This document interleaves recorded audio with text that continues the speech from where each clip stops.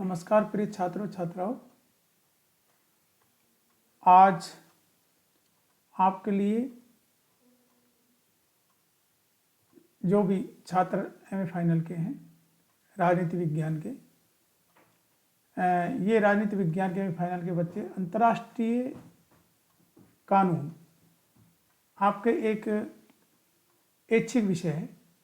अंतर्राष्ट्रीय कानून यहाँ पे 7 व 8 पेपरों में आता है और राजकीय महाविद्यालय राजगढ़ में अंतर्राष्ट्रीय कानून और राजनय, अंतर्राष्ट्रीय राजनय ये चलते हैं।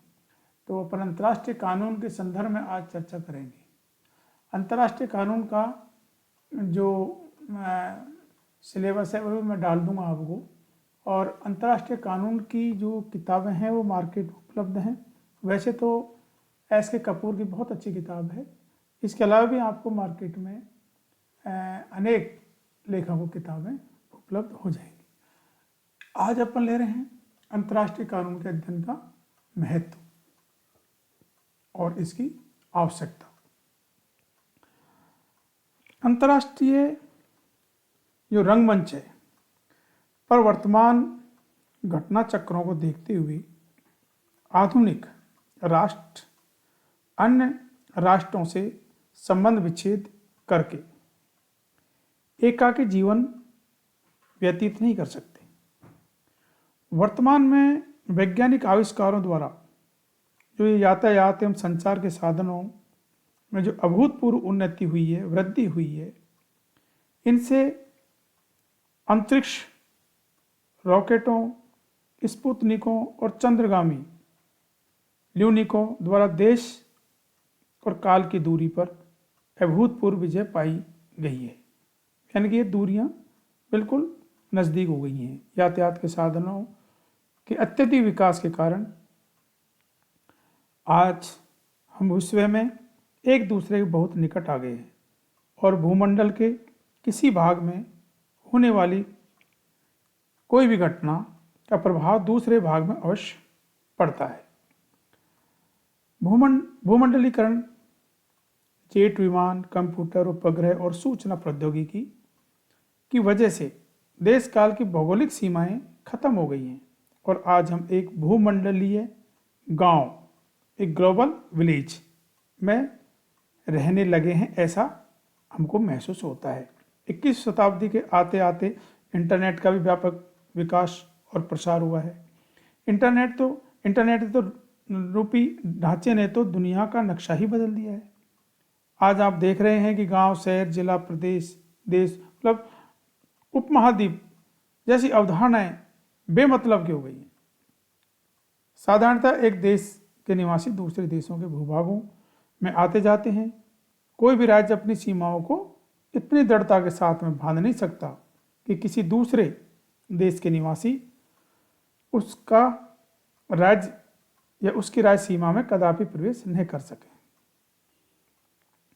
विदेशों से व्यापार की कड़ी इस आवश्यकता को और भी बढ़ा देती है।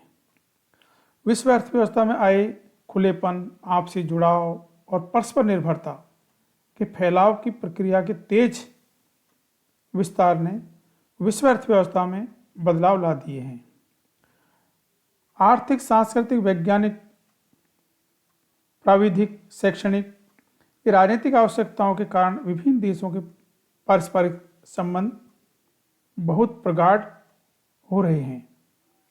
इस समय कोई भी सब राष्ट्र दूसरे राज्यों से अलग रहकर न तो अपना जीवन यापन कर सकता है और न ही किसी प्रकार की कोई उन्नति कर सकता है, नहीं अपनी आवश्यकताओं की पूर्ति कर सकता है। जिस प्रकार मनुष्य अपने क्रियाकलापों को नियमित करने और कानूनों तथा परंपराओं के बिना समाज में जीवन यापन नहीं कर सकता, उसी प्रकार एक राष्ट्र भी अपने आचरण को नियमित करने वाली परंपराओं और रूढ़ियों के बिना परस्पर संसर्ग स्थापित नहीं कर सकता। जिस प्रकार एक राज्य के नागरिकों के आपसी संबंध और व्यवहार उस राज्य के देशी या राष्ट्रीय कानून से नियंत्रित होते हैं, उसी प्रकार अंतर्राष्ट्रीय क्षेत्र में विभिन्न राज्यों के आपसी संबंधों का नियमन अंतर्राष्ट्रीय कानून द्वारा होता है और होना भी चाहिए। अपन अब आगे देखते हैं अंतर्राष्ट्रीय कानून के अध्ययन का क्या महत्व है, इसकी क्या आवश्यकता है। तो अंतर्राष्ट्रीय कानून के जो अध्ययन का महत्व है वैसे तो अपन ने देख ही लिया ऊपर, फिर भी अपन देख लेते हैं।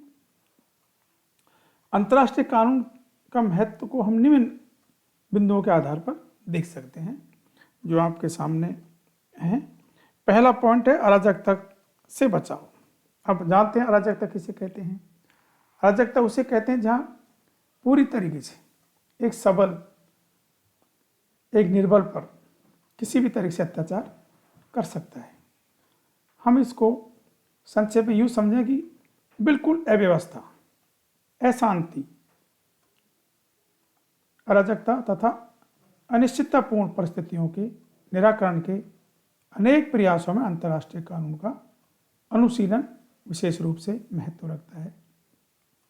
इसलिए अराजकता से बचाव के लिए भी अंतर्राष्ट्रीय कानून का महत्व हमारे लिए बहुत अधिक है। शक्ति संघर्ष को सीमित करना। अंतर्राष्ट्रीय राजनीति जो शक्ति संघर्ष की राजनीति है, शक्ति संघर्ष की इस राजनीति में छोटे एवं बड़े राज्य अपने राष्ट्रीय हितों की पूर्ति के लिए कार्य करते रहते हैं। अंतर्राष्ट्रीय संघर्ष को अंतर्राष्ट्रीय कानून के प्रतिबंध द्वारा सीमित किया जा सकता है, रखा जा सकता है। तीसरा इसका महत्व आता है विश्व शांति का आधार तैयार करना। विश्व शांति आज के युग की अनिवार्य आवश्यकता है। अंतर्राष्ट्रीय कानून के द्वारा राष्ट्रों के व्यवहार हेतु सामान्य नियमों का सार्वभौमिक निर्धारण किया जाता है। विश्व सरकार की प्राथमिक आवश्यकता को पूरा करना। अंतर्राष्ट्रीय कानून की पर्याप्त रचना की जाए, विभिन्न राज्यों में इसके प्रयोग के लाभों का समुचित प्रसार किया जाए तो राज्य सहज में इसका प्रयोग करने लग जाएंगे। पांचवें, आणविक तथा संहारक शस्त्रों से सुरक्षा। विश्व की महान शक्तियों के मध्य संहारक शस्त्रों के निर्माण की भयानक प्रतिस्पर्धा चल रही है। आज संयुक्त राज्य अमेरिका, रूस, चीन, फ्रांस तथा ब्रिटेन के पास आणविक एवं हाइड्रोजन शस्त्रों का विशाल भंडार है और अब भारत, पाकिस्तान, वर्तमान में आप उत्तर कोरिया के संदर्भ में देख सकते हो। और आज हमको पाकिस्तान से ज़्यादा जो भय चीन से है, क्योंकि जो लद्दाख में और अरुणाचल प्रदेश में जिस प्रकार की वर्तमान में गतिविधियां चल रही हैं, तो ये सारी गतिविधियां भी इन आणविक हथियारों के माध्यम से एक देश एक दूसरे देश को भयभीत रखता है और युद्ध की स्थिति में भयंकर विनाश की स्थिति उत्पन्न हो जाती है। तो ऐसी स्थिति में अंतर्राष्ट्रीय कानून ही मानवता को सुरक्षा प्रदान कर सकते हैं। युद्धों का न्यायपूर्वक संचालन। युद्धों का न्यायपूर्वक संचालन का मतलब है कि यदि युद्ध को टाला नहीं जा सकता, यदि उसको अनिवार्य रूप से यदि होता ही है तो उसमें बहुत सारे ऐसे न्यायपूर्वक नियम हैं जिनका संचालन किया जाना चाहिए। जैसे जनता का किसी भी तरीके से नुकसान न हो और सेना पर ही आक्रमण करे और किसी भी जैसे रात्रि को बमबारी नहीं करे। बहुत सारी ऐसी स्थितियां हैं अंतर्राष्ट्रीय कानून बनी हुई जिनके माध्यम से और कुछ न्यायपूर्वक नियम बनाए गए हैं। प्राचीन भारत में भी आपने देखा होगा कि सूर्य उदय के बाद में युद्ध होता था और सूर्य छिपने पर युद्ध बंद हो जाता था। निहत्तों पर वार नहीं किया जाता था। जिसके पास जो शस्त्र होता था दूसरा वो इस शस्त्र का प्रयोग करता था। लेकिन ये प्राचीन भारत की स्थिति थी। अब वर्तमान स्थिति में तो अलग स्थिति उत्पन्न हो गई है। तो यदि युद्ध का संचालन करने के लिए पर्याप्त कानून न हो तो युद्धग्रस्त राष्ट्रों की जनता को बहुत ज़्यादा हानि पहुंचती है। आप देख ही रहे हो अरब कंट्रीज के संदर्भ में, इजराइल के संदर्भ में, तो काफ़ी जनता को नुकसान उठाना पड़ता है। आगे राष्ट्रों के मध्य जो आर्थिक एवं व्यावसायिक क्रियाकलापों के संचालन की बात आती है। यहाँ राज्यों के बीच व्यापार दिन प्रतिदिन बढ़ता जा रहा है। अपन देख रहे हैं एक राज्य दूसरे राज्य के साथ में बेहद व्यापार करता है। हम चीन के साथ में जितना व्यापार करते थे और ये जो घटना घटित हुई इसके बाद में तो हमारी व्यापार की थोड़ी सीमा कम हो गई है। लेकिन फिर भी चीन और भारत का सबसे ज़्यादा व्यापार होता है। उसके बाद में अपन देखते हैं जापान के साथ में होता है, अमेरिका के साथ में होता है, और तेल के संदर्भ में ये ईरान इराक के संदर्भ में होता है, कुवैत के संदर्भ में होता है। तो इन देशों के साथ में जो ये व्यापारिक जो संबंध हैं और व्यापारिक संबंधों के माध्यम से जो व्यापार हम करते हैं, तो ये इन सारी स्थितियों का सुविधापूर्वक संचालन अंतर्राष्ट्रीय विधि के अभाव में आसानी से किया जाना संभव नहीं है। कूटनीतिक गतिविधियों का संचालन, ये बहुत बड़ी चीज़ है कि एक देश अपने जो नियम हैं, अपनी गतिविधियां हैं, उनको कूटनीतिक तरीके से संचालित करता रहता है। तो अंतर्राष्ट्रीय कानून के अभाव में राजनयिक प्रतिनिधियों का कार्य अत्यंत दुष्कर हो जाएगा। इनकी समस्त गतिविधियों का निर्धारण वियना अभिसमय 1961 जो एक अंतर्राष्ट्रीय कानून का भाग है द्वारा किया जाता है। अंतर्राष्ट्रीय न्यायालय, जो अंतर्राष्ट्रीय न्यायालय के जो कार्य हैं उसके संदर्भ में कि अंतर्राष्ट्रीय न्यायालय के कार्य को सरल बनाना, प्राय राष्ट्रों के मध्य उत्पन्न विवादों का निर्धारण अधिग्रहण न्यायालय, अंतर्राष्ट्रीय न्यायालय तथा पंच निर्णय द्वारा किया जाता है। इनके निर्णयों का आधार प्रचलित अंतर्राष्ट्रीय कानून की स्वीकृत सिद्धांत ही होते हैं। अंतर्राष्ट्रीय कानूनों के अभाव में न्यायालयों कार्य कठिन हो जाता है। एक जो आता है पॉइंट, साइबर क्राइम को नियंत्रित करने के लिए। साइबर क्राइम एक बेहद जटिल और व्यापक विषय बन गया है जो तकनीकी के साथ विकसित और परिवर्तित हो रहा है। साइबर अपराध या कंप्यूटर अपराधों को दो हिस्सों में बांट सकते हैं, एक कंप्यूटर के साथ किए जाने वाले अपराध और दूसरे कंप्यूटर के जरिए किया जाने वाला अपराध। व्यापार के लिए उपलब्ध जानकारियों की चोरी, क्रेडिट कार्ड आदि के उपयोग के समय उपलब्ध जानकारियों के आधार पर जालसाजी और हेराफेरी आदि साइबर या कंप्यूटर अपराध के दायरे में आते हैं।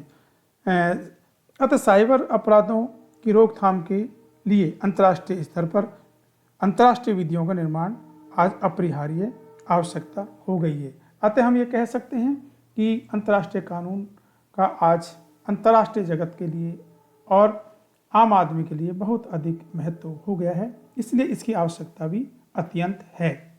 प्रिय छात्र छात्राओं, आज इतना ही। Thank you.